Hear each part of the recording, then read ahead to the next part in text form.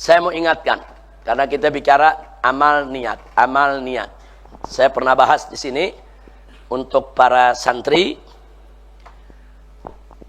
jangan lupa ada 4 rumus amal dan niat. Pertama, amal baik ditambah niat baik sama dengan baik. Ya, bikin aja kayak rumus matematika. Niat baik ditambah amal baik sama dengan baik. Contoh, saudara, amalnya baik, yaitu sholat. Niatnya juga baik, ikhlas karena Allah. Amalnya baik, sholat, puasa, zakat, haji, amalnya baik. Niatnya juga baik, mencari ridha Allah. Amal baik ditambah dengan niat baik, diikat dengan niat baik, disertai dengan niat baik, sama dengan baik. Maka dia akan mendapatkan ganjaran yang baik. Ini rumus harus mesti selalu dipegang. Karena inilah satu-satunya rumus amal kita bisa diterima oleh Allah. Amal baik tambah niat baik sama dengan baik. Yang kedua, amal baik ditambah niat buruk sama dengan buruk. Amal baik ditambah niat buruk sama dengan buruk. Contoh, amalnya baik, sholat. Amalnya baik, puasa. Amalnya baik, zakat, sedekah. Amalnya baik, umroh, haji, baik. Tapi niatnya tidak ikhlas karena Allah. Nah, niatnya untuk popularitas, untuk dipuji orang. Seperti hadis yang tadi tuh, yang mati syahid, yang punya ilmu banyak, yang dermawan, hartanya berlimpah, disumbang untuk sedekah, saudara. Amalnya baik, tapi niatnya tidak baik, niatnya buruk. Maka sama dengan buruk. Loh, kenapa sama dengan buruk? Karena nggak diterima oleh Allah. Kalau sama dengan ganjaran baik, berarti Allah terima. Kalau buruk, berarti tidak diterima. Nah, jadi walaupun amalnya baik. Nah, hati-hati itu. Nah, sekarang yang ketiga. Amal buruk ditambah niat baik. Amalnya buruk. Saudara, judi, buruk. Mencuri, buruk. Korupsi, buruk. Niatnya bagus buat bangun pesantren. Niatnya buat bikin haji. Niatnya buat sumbang yatim. Saudara, jadi kelihatan zahirnya niatnya baik. Dia mau cari pahala nih dari Allah. Kata dia ikhlas karena Allah. Saudara, pokoknya dia bangun pesantren. Tapi amal yang dilakukannya amal buruk. Amal buruk ditambah niat baik sama dengan buruk. Tetap nggak diterima, saudara. Jadi jangan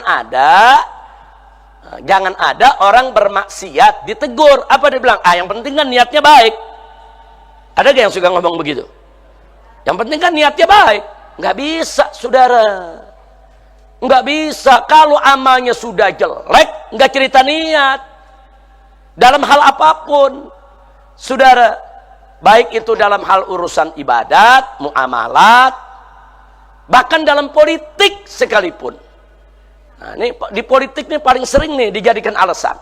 Ya nggak apa-apa, ini kan cuma strategi. Yang penting kan niatnya baik. Kan nggak apa-apa, kita cuma pura-pura jahat aja. Yang penting kan niatnya baik buat rakyat.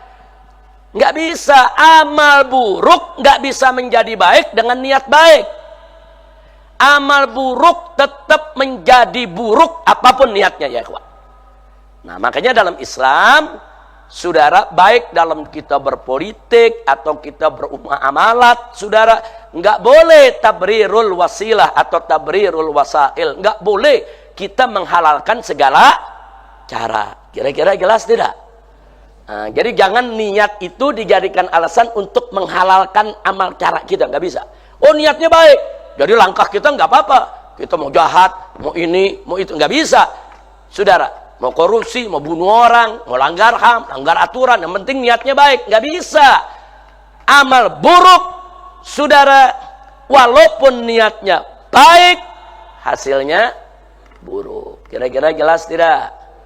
Yang terakhir, yang keempat. Ada 4 tadi saya katakan. Amal buruk ditambah niat buruk. Nah, ini dia nih. Amalnya buruk, saudara mencuri, korupsi. Niatnya juga buruk. Hasil curian korupsinya nanti buat berzina. Hasil korupsi dan korupsinya nanti buat berjudi. Udah amalnya buruk ditambah niat buruk, sama dengan bejat. Nah, itu kalau gitu bukan buruk lagi, udah bejat itu. Kira-kira jelas gak? Nah, jadi dari 4 rumus saya mau tanya, mana yang Allah terima? Yang nomor berapa? 1. Makanya tadi saya katakan, saudara, kalau bicara amal dan niat, cuman 1 kaidah yang Allah terima. Amal baik tambah niat baik sama dengan baik. Selesai, itu kaidahnya yang diterima. Sedangkan yang lain, saudara, itu kaidah mardudah, ditolak.